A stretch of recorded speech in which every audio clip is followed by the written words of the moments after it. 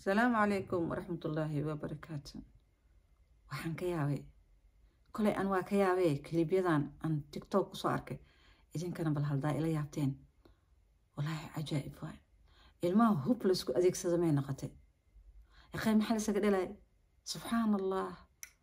maxaa marka hore inta la shukaansado la qurbaha la isla joogaa la isku inta la isguursado maxaa ilmaha la isaga dhalay haddii hooyadii iyo aabihii inta isdagaalaan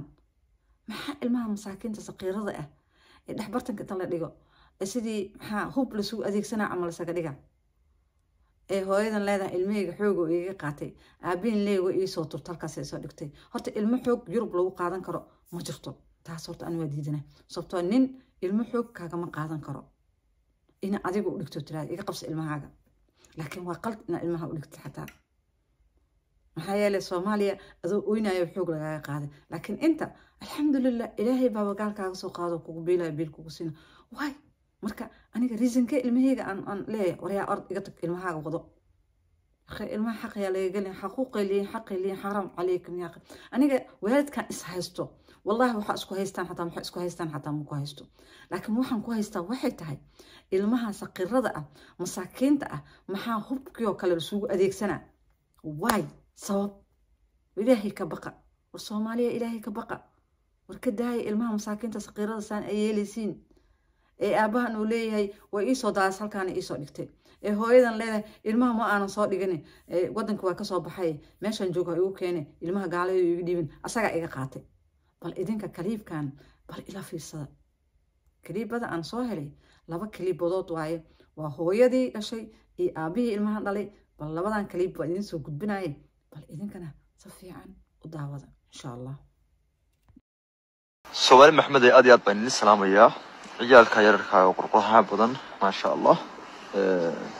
waxa weeye gabadhii dhashay way tuurtay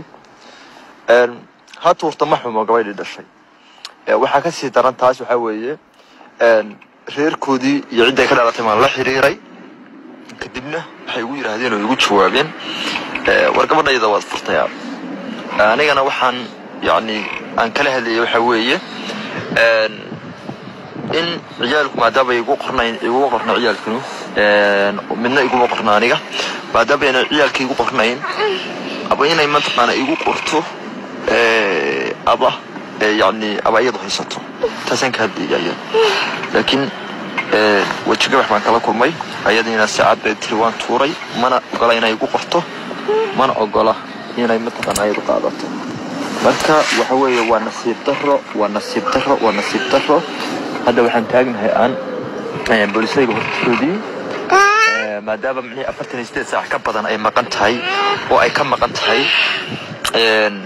يقولنا تريد عيال كوان توري أو مركي كوان ما هي ومركي ستحال وينسا وكذا قاعده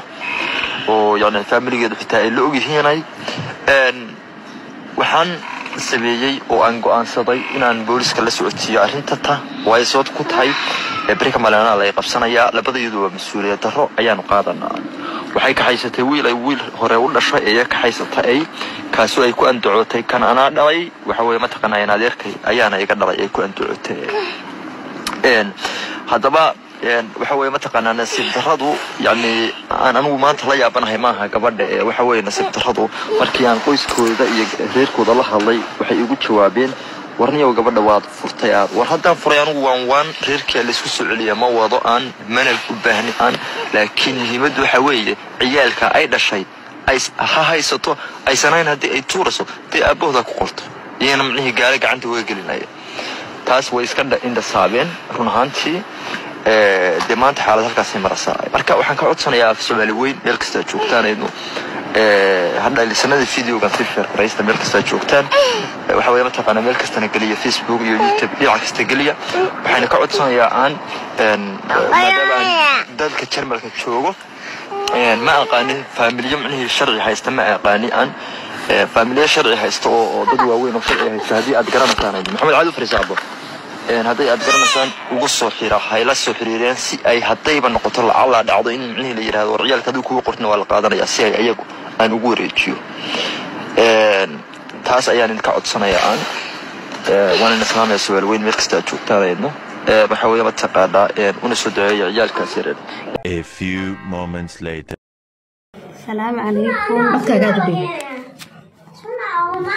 السلام عليكم waxaan salaamayaa asxaabta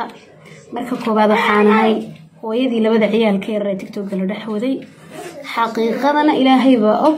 ninkaas caruurtiisa markii hore isaga iga qaatay markii dambana social media isaga keenay waxaan igu kaliftay runta inaan sheego ciyaalka yararkii sidii waxba ogeyn ee la dhaxwado meesha marka koobaad waxaan rabaa inaan ka hadlo waxaan xaqiiq ahayn ayuu ka sheegay halka dawladdiina uu iga gudbiyay inaan ahay hooyo xun arrimo badan ayaa jira isagii aniga noo dhaxeeyay laakiin ma rabin lifekeyga noloshayda inaan ka hadlo laakiin damba kaliftay waxaan sheegayaa markaa ilmahaygii in sidii la igu soo celin lahaa wadanka Jarmalka waan ka baxay hooyo xaamila baan ahay ilmo yar oo kale waan sitaa labada yararka maadaama gudbiyay hadeer in la dacweyn karo oo caruurto dhan la iga xaabsan karo marka islaamka ilaahay waxa ka codsanaya ninkaas inta la hadlo in ilmahayga yaryarka uu ii soo celiyo qof waalana ma ihi qof xiska ka jirana ma ihi qof caadi ah oo feeyo ayaan ahay wixii jiray oo dhan oo xaqiiqadana uu qariyay wixii dhan kaliftay in ilmihii inta iga qaado haddana waxaan rabaa xaqiiqada inuu qariyay oo xaqiiqadii oo dhan shaaha inuu sheegin waxaan jirin oo joogin sheego meesha la soo istaagay Soomaali Maxamed ay ilmaha hooyo tuurtay bas ilmo la tuurayna ma jirto ilmo kastaana hooyadii way jeceshahay yaa intii horena anaa haystay anaana la leeleelay anaa intaas oo dhan haystay marka waxaan rabaa xaqiiqadu waxay tahay mar rabo wali inaan indhaha shaaca ka qaado muhiimna iima aha muhiimadeedu waxay tahay sidii uu halka uga calaacalayay in ilmihii yaryaraa la ii soo celiyo oo meesha aan joogo la igu keeno intaa bes aan rabaa muhiimadaan u soo galayna waa intaa ilmahaagana gaal loo dhiibay ilmaha yararkaana gaala loo dhiibin sabab anu hooyo bilaadamiir ma ihi wali xiskeygiina waan qabaa waxbana ma qabi isagaan igu kalifay inuu ilmihi yaraa qaato